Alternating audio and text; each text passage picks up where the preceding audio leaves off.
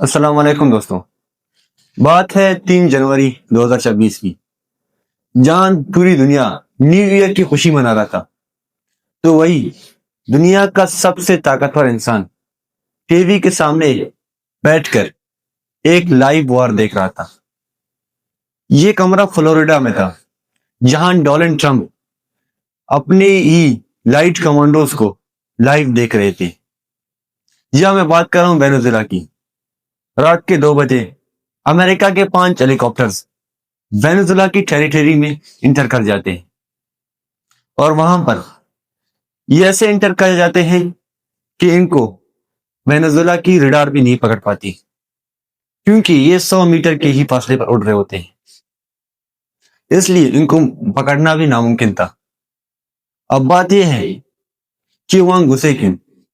ये काराकस के शहर में घुसे वहां की प्रेसिडेंट को किडनैप करने के लिए। यहाँ निकोलस मादुरो, ये हेलीकॉप्टर्स वहां पर पहुंच गए रात के 2 बजे और उन्होंने स्ट्राइक्स कर दी और निकोलस मादुरो को अपनी गिरफ्त में ले लिया 5 मिनट के अंदर।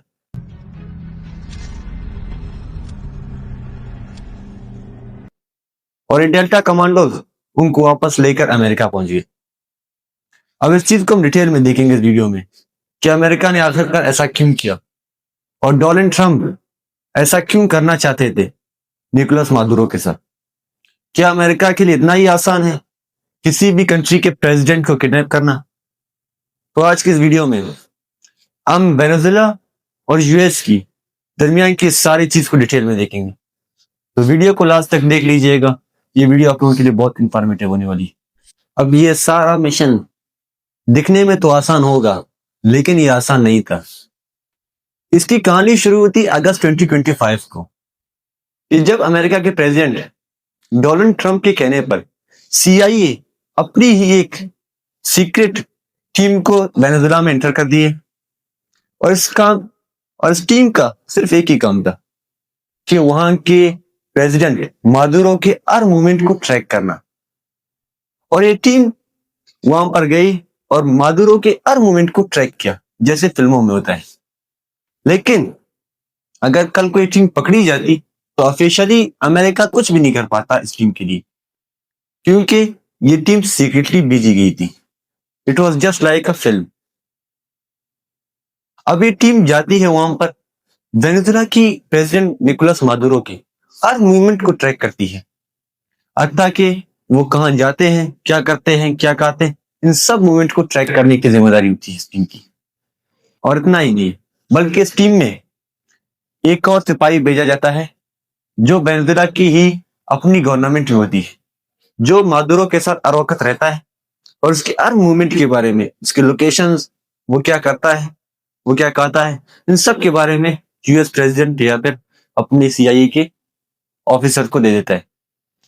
फिर नवंबर 2025 को डोनाल्ड ट्रंप वेनेजुएला के प्रेसिडेंट निकोलस मादुरो को कॉल करते हैं और उनसे यही कहते हैं कि आपके लिए बेहतर यही होगा आप वेनेजुएला की प्रेसिडेंट होने से इस्तीफा दे दें। मतलब एक आम तौर पर हम सादा अल्फाज में कहें तो वेनेजुएला के प्रेसिडेंट निकोलस मादुरो के लिए एक धमकी थी कि वो अपनी पोस्ट छोड़ दें, लेकिन उन्होंने साफ साफ ना कर दिया। उन्होंने कहा मैं ऐसा नहीं करूं। तो जब उनका ये आंसर आया कि वो इस चीज को छोड़ने के लिए तैयार नहीं है, तो CIA ने अपनी मिशन जारी कर दी। CIA ने केंटाकी में एग्जैक्ट सेम घर बनाया जैसे कि वेनेजुएला के प्रेसिडेंट निकोलस मादुरो का है। वहां पर 6 महीने तक इन सारी चीजों का मिशन किया गया, इनका रिहर्सल हुई डेल्टा कमांडोज की और बहुत से एयर स्ट्राइक्स वगैरह की। इन सारी चीजों को जो इस मिशन में होने वाले थे, इन सब को उस जगह पर रिहर्सल किया गया।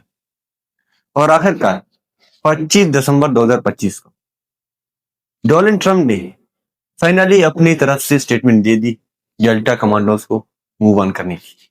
लेकिन बदकिस्मती से इस दौरान वेनेजुएला में मौसम बहुत खराब, इस वजह से ये मिशन को पोस्टपोन करना पड़ा। और जब बात आई 2 जनवरी 2026 की, जहां रात को फाइनली डोनाल्ड ट्रंप ने आगे बढ़ने का कह दिया। मिशन के शुरू होते ही सबसे पहले काराकस की बिजली काट दी गई। बिजली साइबर अटैक के जरिए काटा गया, जिसको देखकर पूरी दुनिया हैरान रह गई कि आखिर हो क्या रहा है। और इस दौरान बहुत से एयर स्ट्राइक्स भी की गई, जिसकी वजह से 40 लोग वेनेजुला के मारे गए। और ये हेलीकॉप्टर्स जब वहां पहुंचे, हेलीकॉप्टर्स पर बहुत से फायरिंग हुई, लेकिन शायद उन फायरिंग्स का कोई असर नहीं रहा, या अमेरिका के डेल्टा कमांडोज नहीं तेज थे कि उन्होंने इन सारे सिक्योरिटी वालों को मार दिया और वेनेजुला के प्रेसिडेंट निकोलस मादुरो को अपने कब्जे में ले लिया। आप अब भी सोच रहे हैं कि अमेरिका ने किया तो ऐसा क्या? इसके रीजंस बहुत से लोगों ने बताए। कुछ लोगों ने ह्यूमन राइट्स का बता दिया, हत्ता कि डोनाल्ड ट्रंप ने खुद ड्रग ट्रैफिकिंग का बता दिया। लेकिन ऐसा बिल्कुल भी नहीं था, क्योंकि ह्यूमन राइट्स के कुछ मसाइल वेनेजुला में चल भी रहे थे, तो इसमें अमेरिका को इंटरफेयर करने की क्या जरूरत? अब ये सबसे बड़ा सवाल। अगर अमेरिका में मोस्टली ड्रग्स वेनेजुला से आता है, तो अमेरिका की ही न्यूयॉर्क की नारकोटिक्स डिपार्टमेंट ने पहले ही अपनी एक स्टेटमेंट में कह दिया था कि अमेरिका में मोस्टली ड्रग्स आता है मेक्सिको से, जो कि चाइनीज केमिकल की बनी हुई थी। तो इस बात से सारा सच सामने आ जाता है कि ड्रग ट्रैफिकिंग ये ह्यूमन राइट्स का मसला नहीं, जो असल मसला है वो है ऑयल का। वेनेजुला दुनिया का लार्जेस्ट ऑयल प्रोड्यूसिंग कंट्री है। ये सऊदी अरबिया से भी ज्यादा ऑयल प्रोड्यूस करता है, ईरान से भी ज्यादा, हत्ता कि अमेरिका से भी ज्यादा। ये 303 बैरियर्स ऑफ ऑयल हर साल प्रोड्यूस करता है। अगर इसकी हम ऑयल की कंपैरिजन ईरान, अमेरिका या बाकी सऊदी अरबिया की ऑयल से कर लें, तो इसका ऑयल बहुत साफ और सौर माना जाता है। इसीलिए अमेरिका इस ऑयल के पीछे। अब सवाल यह है कि क्या ये सही है कि अमेरिका किसी और कंट्री के ही मादनियात पर अपनी नजर जमाए रखे, उनको ब्लैकमेल करता रहे, उनके प्रेसिडेंट्स को अगवा करता रहे, ताकि वो ऑयल्स को लेता रहे? अगर आप सोच रहे हैं सही है, तो बिल्कुल गलत नहीं, क्योंकि किसी भी कंट्री को किसी भी कंट्री की चीजों पर हक जमाने का कोई हक नहीं है। अगर अमेरिका सुपर पावर भी है, लेकिन इसको ये हक नहीं है कि वो किसी कमजोर मुल्क के चीजों पर अपनी नजर जमाए रखे। तो इस बात से सारी चीजें जाहिर होती हैं कि अमेरिका ने सिर्फ और सिर्फ वेनेजुला का ऑयल पाने के लिए ये किया, और इतना ही नहीं कि ये सिर्फ वेनेजुला पर हुआ और आगे जाकर रुक जाएगा, बल्कि डोनाल्ड ट्रंप ने साफ साफ कह दिया कि नेक्स्ट क्यूबा और इंडिया तैयार रहे इस चीज के लिए। अगला उनके साथ भी ये होने वाला है। अब डोनाल्ड ट्रंप पूरी दुनिया को कंट्रोल करना चाह रहे हैं। अब जितने भी कंट्रीज हैं, इन सबको वो कंट्रोल करना चाहता है। क्या ये सही है? मतलब किसी भी छोटे कंट्री या किसी कमजोर कंट्री को इस तरह करना, उसकी चीजों पर अड़पना या उन पर कब्जा करना, ये कौन से दुनिया के कानून में सही? कल को रशिया कहे कि मैं किसी छोटी कंट्री पर कब्जा कर देता हूं, या चाइना कहे, तो ये दुनिया को एक बार फिर वर्ल्ड वॉर 3 की तरफ ले जाएंगे। हत्ता कि इस मिशन के होने के बाद फॉक्स न्यूज पर डोनाल्ड ट्रंप ने यही कहा कि it was just like watching television. गोया मतलब मैं एक टेलीविजन देख रहा था इस मिशन के दौरान। अब सवाल यह है कि आगे जाकर ये चीजें रुकेंगी? क्या अमेरिका इस पर कोई एक्शन लेगा, या फिर ये चीजें ऐसी चलती रहेंगी?